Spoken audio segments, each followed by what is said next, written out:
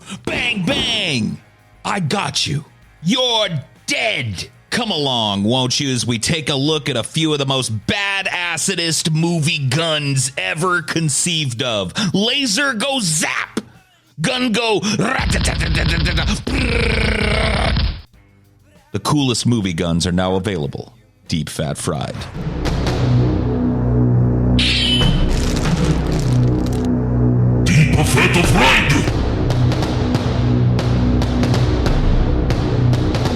Man, this is an American fucking episode.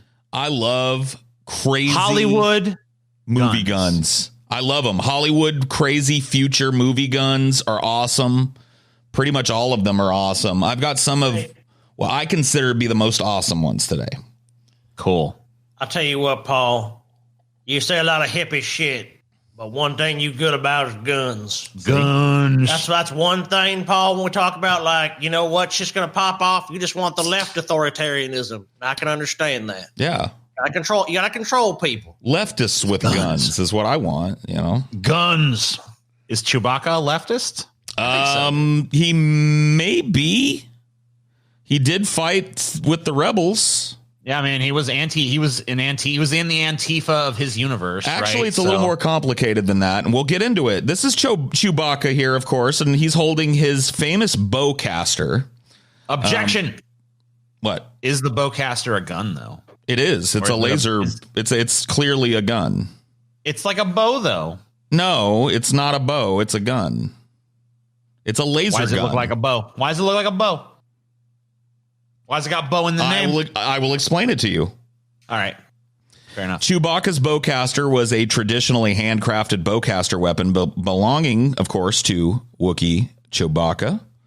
Chewbacca built the bowcaster sometime prior to using it during the Battle of Kashyyyk in the Clone War, in which the Wookiees of Kashyyyk and the Galactic Republic made a joint effort against the Separatist Alliance. That sounds like a right-wing Chewbacca to me. Right.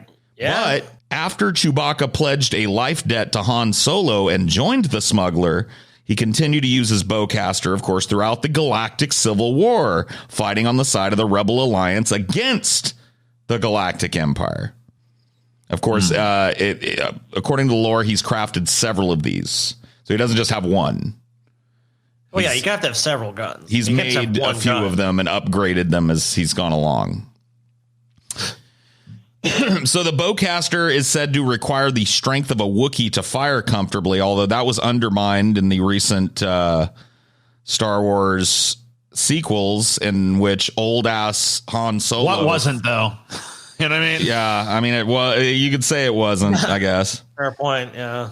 So here's why it's a gun and not a bow, okay? Gotcha. It fired destructive metal corals sheathed in plasma energy that would result in explosive impacts. That's why it's so much more powerful. It actually may be the most powerful blaster weapon in the Star Wars universe. I couldn't find like an official like Star Wars source saying that, but nerds have cataloged every gun, every laser weapon used in the Star Wars universe. And of course, Chewbacca's bowcaster is at the top of a lot of those lists in terms of sheer destructive power. As it should be. Shoot them motherfuckers with the bowcaster. Why does it look like a bow if it's a gun? Yeah.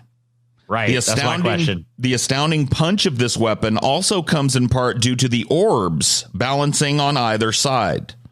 The orbs provide a magnetic field that propel the corals forcefully through the barrel and towards the target. You see the barrel here. Yeah. Chewbacca's got like a handheld like fucking railgun, dude. Yep. That's awesome.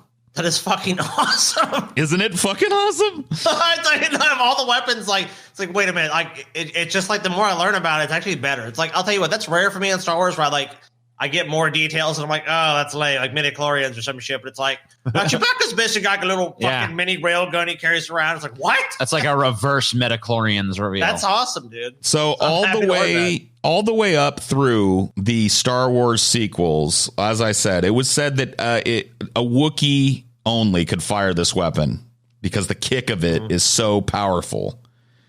But of course, in the Star Wars sequels, I can't remember which one it is. I think it's Force Awakens. Han That's the only one it Solo could have been is because Han Solo was dead after that. right. Han Solo is at the Battle of Takodana, and Chewie gets injured, and he picks it up and fires it, and it blows a bunch of guys away. And he goes, "Oh, I like this thing." So, Oh, you're right. Yeah. I think I Missed a pressed good that. comedic moment too because you could have had him fly away fucking back and be like, Right. "God But damn, no. this thing's got some kick" or whatever. they But just no. undermined the lore of this being a weapon that only a giant Wookiee could fire, and made it a weapon that an old 70-year-old man could also pick up and fire. Bro. Got it. Pretty cool weapon, though, yeah. thingamajig. Yeah, it is cool. Yeah. I like Yeah, this I mean thing. that's why we're here. Fucking We're here love because it. it's cool, right? Right. Yeah. Fucking loves it. So let's move on to our next weapon, the Zorg ZF-51 from The Fifth Element. This is one of my coolest, one of my favorite future weird Hollywood movie weapons of all time right here. Maybe even might take yeah. the taco. I mean, it's pretty cool. Pictured here, of course, Jean-Baptiste Emmanuel Zorg with his invention. He's a futuristic weapons dealer in this movie for those that haven't seen it. And this is his prize invention here, the Zorg ZF-51. The ZF-51, or the ZF-1, as it is sometimes called, is an ambidextrous, multifunctional weapon incapable of being detected by X-rays. It features a titanium charger, 3,000 round clip, and you can do burst fire of up to between 3 and 300 rounds with this thing. Also features a variety of other fire modes that we'll talk about in a little bit. And it includes a self-destruct button for those, for those times where you're just not going to win and you want to take them with you. I guess. The Zorg Turns out to be not the ZF-1 greatest props. feature, maybe, but So this is actually a prop used in the movie here, pictured. dude, I love how overkill this motherfucking thing is. Isn't it great? Yeah, It's made it's totally great. So the actual prop was made by an armorer and gun designer named Simon Atherton. It's made out of machined aluminum with a fiberglass shell. Each prop weighing about 15 pounds, so they're pretty fucking heavy. I mean, look at all the shit on them. Right. Each function of the ZF-1 demonstrated by Zorg was a separate prop. So in the movie, for those that haven't seen it, Zorg demonstrates one of these weapons and all the things that he can do. And they had to build a different one of these for each one of those. That makes sense. Fuck, dude, that is insane. Yeah. The front of the ZF-1 incorporates several industrial piping fittings, which formed part of the mechanisms of some props, mounting a compressed air line for the arrow launcher or a fuel line for the flamethrower, for example. The blank firing prop for the replay button demonstration was built around a fully automatic AKS-74U carbine. And the AK's magazine can be seen projecting from the bottom of the weapon in many of the shots where Zorg is firing it. Kind of a little blooper in the movie because, as you can see, the gun doesn't have an AK-47 banana mag. This version can be distinguished from the others by a cutout on the right side of the ZF-1's body for the AK's ejection port. So, of course, there's got to be somewhere for the bullets to go. These props could not fold up like they did in the movie. Unfortunately, I thought, oh, cool. I bet they, there were two props that made. seemed unlikely. I think I pulled a picture of the folded up version of this. Yeah, there's the AK-47 and there's our folded up version. There's obviously a different prop. This one's just a hollow fiberglass shell. And the effect of the weapon unfolding was accomplished with a stop motion model that was built specifically for the shot. Dude, the prop works. I just realizing that what they did in The Fifth Element, that's impressive itself. Because I didn't even realize, how many fucking props have they built for this? What is it, 12? There's 12, 15 features on this gun. I mean, it's not that many, but they had to build for the features that he talks about. They had to build at least 5 of these, and then one for the stop motion and a bunch for the hollow shells.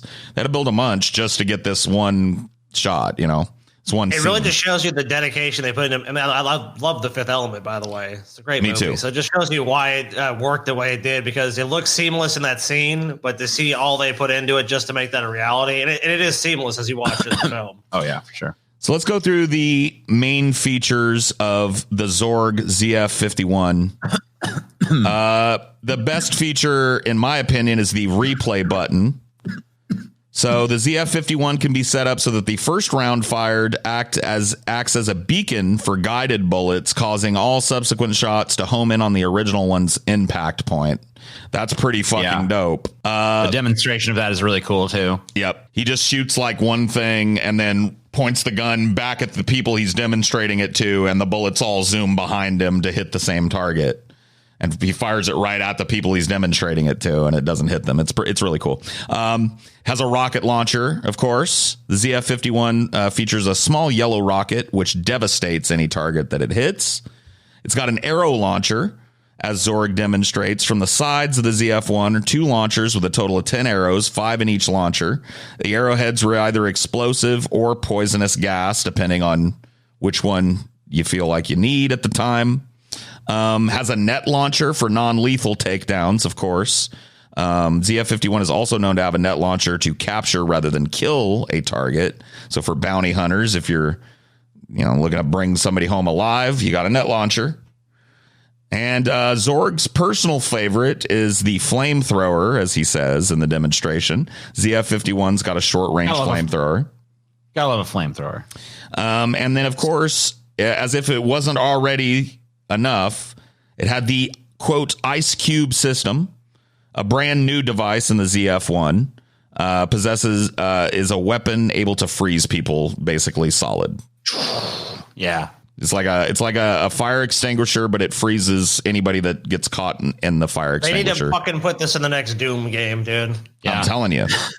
So this is a pretty badass fucking gun. It honestly might be my favorite gun on the list tonight. I mean, yeah, it's the one of the things I love about it is it's crazy badass, but it's also kind of implied that there are like some design flaws with it as well. I imagine there would be. Yeah, as you would imagine from something that does all the things that it does. It feels like it was designed by the Acme Corporation. Yeah, it is like, almost. It's a crazy product. It's a crazy fucking thing to have in the movie. Like when it whips it out. Like it's like, okay, like this is a futuristic gun. It's just a super creative take on it. It's not just like it's a laser or a blaster. Yeah, it goes pew pew. Yep, it sure does. It's got everything, dude.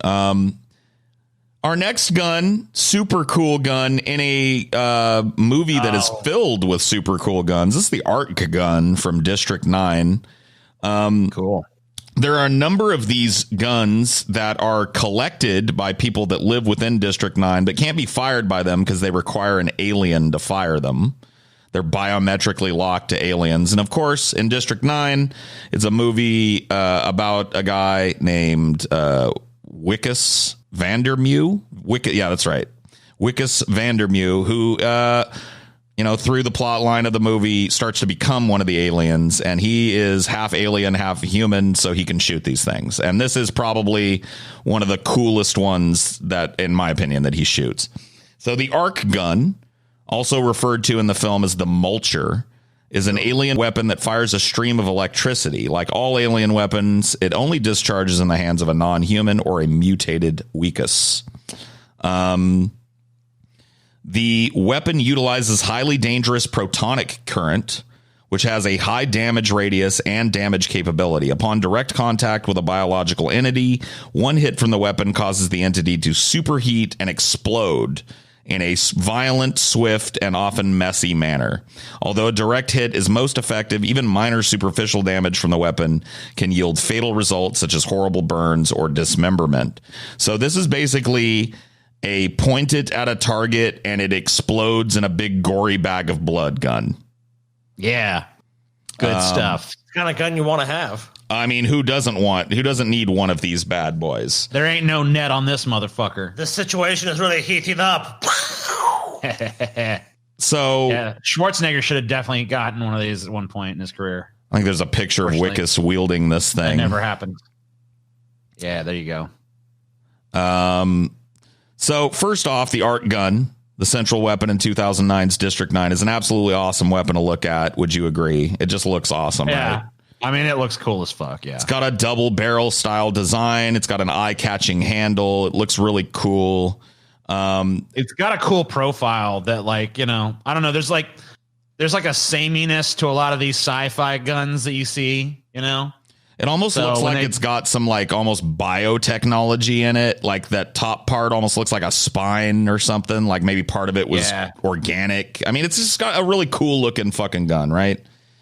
But what really sets it apart is that it also forms a central part of the movie's plot because, of course, these weapons can only usually be used by aliens. Wickus uses it to lead the revolt against the MNU in District 9 and save the aliens, basically, from the concentration camp that they're being forced to live in.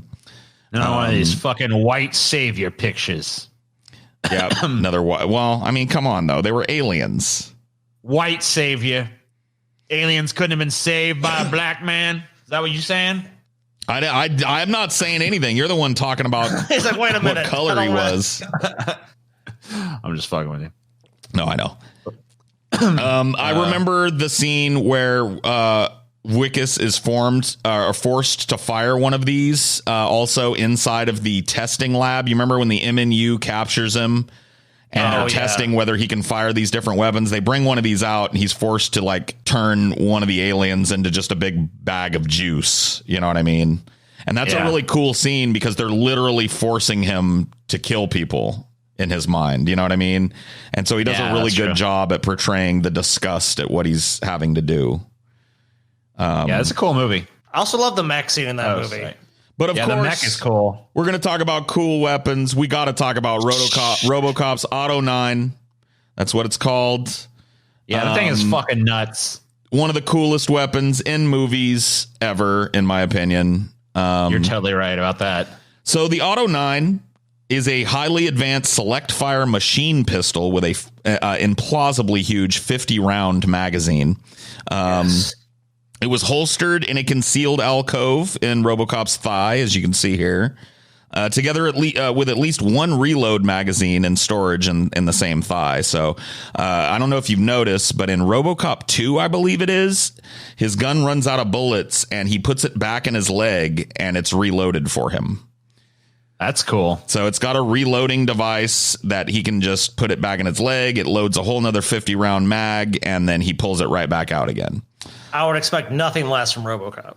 The most commonly utilized fire setting in the movies is a quick 3-round burst fire mode. However, RoboCop has been seen firing a single round in multiple instances in the movie. The weapon is also capable of utilizing special ammo, which could be selected by RoboCop via his targeting interface. So that's pretty cool. Electrical ammo is shown in the movies, as well as like more destructive hollow point type of ammo.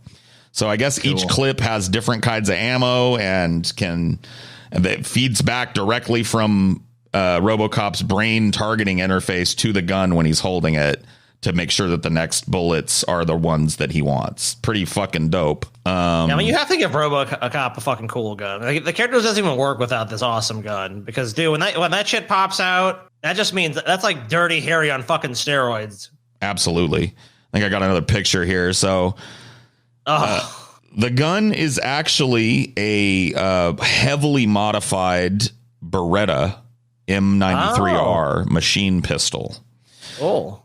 So there are machine gun pistols, and this is one of them. This is a Beretta M93R, but this is heavily modified from the original version. It features a longer barrel, enormous compensator, flash hider shaped like a casket. It's got these cool plastic grips on it and a taller rear sight to match the raised front sight on the front end of this, which is completely redesigned, obviously. Originally, in the script and conceptualization, they wanted RoboCop to wield an Israeli Desert Eagle handgun, which was really new at the time. However, while the Deagle in the hands of a normal person is a pretty enormous, impressive-looking handgun, they found that RoboCop, with his big armor holding one, it looked kind of puny. So they designed this thing. I can see that. So, yeah, kind of a neat little tidbit about RoboCop there that I didn't know. if one of us is holding this gun, someone's gonna think we have a fucking complex. I mean, for sure. Yeah. It's like, oh, okay, well, you have some serious shortcomings. I mean, it's from trigger to nose. I figured it out. It's about yay long. I mean, it's just an insanely like over the top, dirty Harry style barrel on. But this it thing. really works for the character. Like, Right. and you can see here, like normally a Desert Eagle in someone's hand, that's like an impressive ass handgun. You're like, oh my god, this thing's fucking huge. But in RoboCop's hands, you can tell like that wouldn't work. I mean, his hands are so bulky, and the armor around him there's just no way.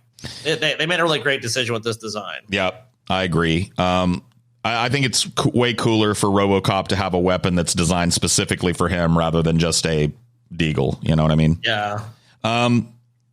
So typically, as I said, RoboCop in the movies fires this in a 3-round burst mode. So brr, brr, brr. But the gun also had a 7-round burst and a fully auto mode that he uses in some of the scenes.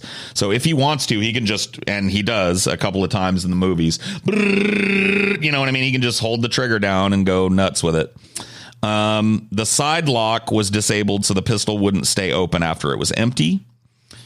So yeah, that's the RoboCop Auto 9. Definitely got to be one of the coolest weapons ever to show up in a movie, right? Yeah, I mean, like that fucking scene where he stops those two rapists with it. Yeah, I think kind of just like indelibly fucking stamped that gun into my memory. I mean, because RoboCop is not a very emotive character for obvious reasons. Like the gun actually is kind of a bit of a character in the movie. Well, it adds a little bit of humanity to him, the way he flips it and puts it away and shit. It reminds you of Murphy, who he was. You know what I mean? So it's that little spark of humanity is kind of shown in the way that RoboCop handles this very impressive weapon in the movie. So, of course, we're not going to do a show about awesome movie weapons without talking about the most awesome movie weapon from my favorite movie of all time. This is the M41A pulse rifle from Aliens. A little quote for you here. I want to introduce you to a little personal friend of mine. This is an M41A pulse rifle, 10 millimeter with over and under 30 millimeter pump action grenade launcher. That's Corporal Hicks talking to Ripley in Aliens in this scene here. So this gun, what do I say about this fucking gun? It has it all. Futuristic looking as fuck. And in my opinion, has the coolest gun sound effect ever. We'll listen to that at the very end of this because it's really the cherry on top, in my opinion. So it's lightweight. It's rugged. The M41A is constructed largely from ultralight alloy precision metal stampings with a titanium aluminum alloy outer casing and high impact temperature resistant plastics for many of its internal parts. This is from the lore or whatever. Of course, yeah. Obviously, the prop is not made this way. The M41A is fully sealed against corrosion, dirt, and moisture, and its electronics are hardened against TREE and background radiation, making it perfectly usable even in a vacuum. By itself, the rifle only weighs 3.2 kilograms. I don't know what that is in actual American measurements. Why, you know, damn foreign ass kilogram? I don't know nothing about that. Although this increases to 4.9 kilograms when you include the sling and a completely fully loaded magazine. It's built around a 24.7 centimeter long barrel. So in the world of the movie, how does this thing work? It uses an electronic pulse action to fire, controlled directly from the trigger. Sorry, I messed that up. What? That's about 7 pounds. 7 pounds. 7 pounds. Got it. Yeah.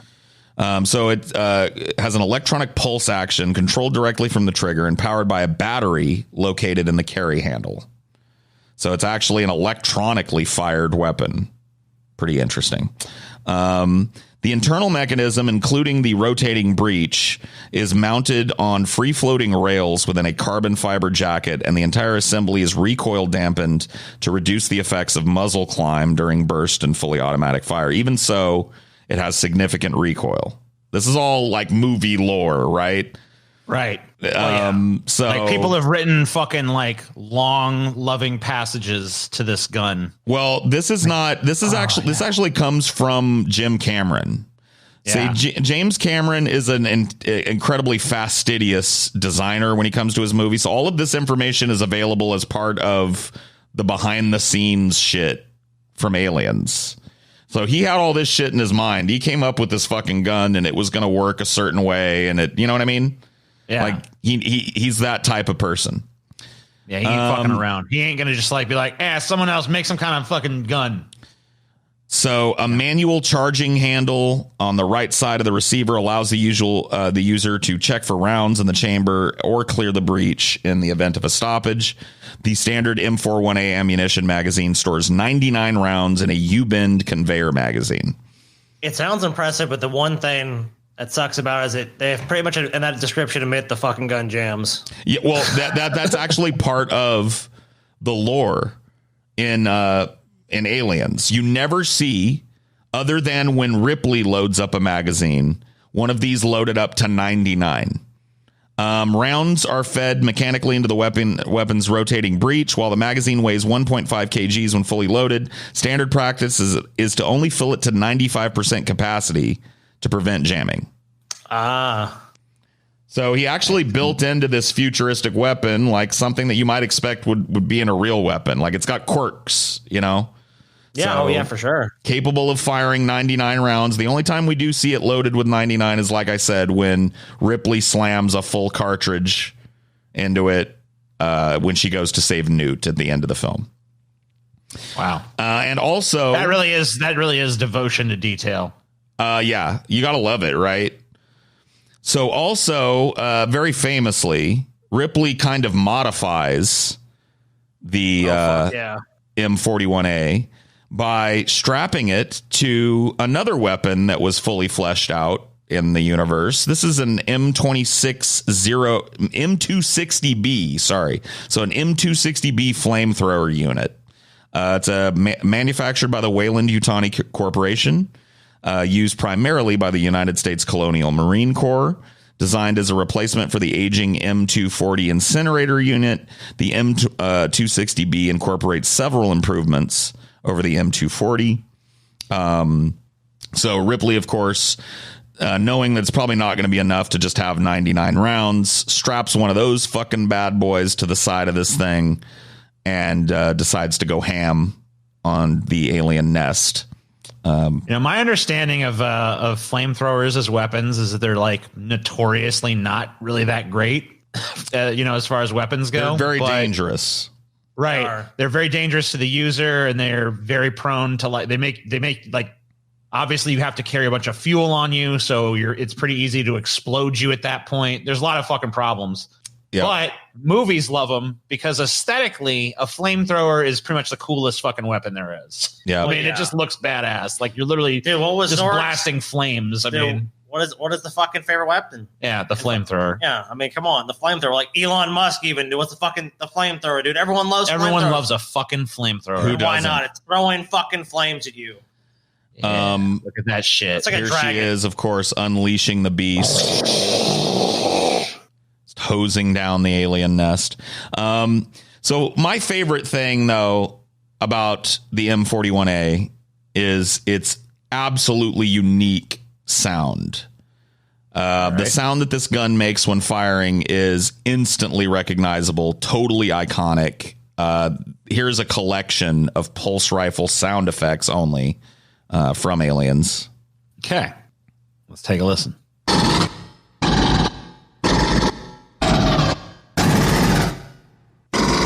I want a techno beat to kick in or something. Right?